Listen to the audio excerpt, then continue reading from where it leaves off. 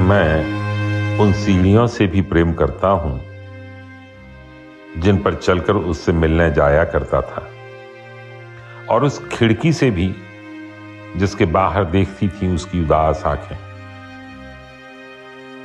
मुझे अब भी उस अंधेरे से प्रेम है जिसके उजालों में चलकर पहुंचा था उसके पास।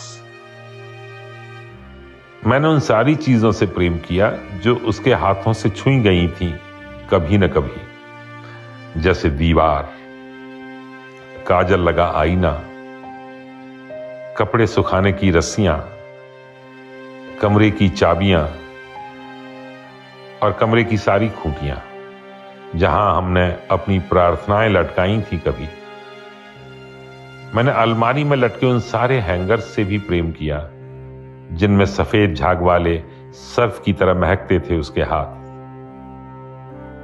मैंने उन सारी चीजों से प्रेम किया जिन्हें उसके तलवों ने छुआ था, जैसे पृथ्वी, जैसे सारा संसार। इस तरह मैंने दुनिया की हर एक चीज से प्रेम किया उसके प्रेम में।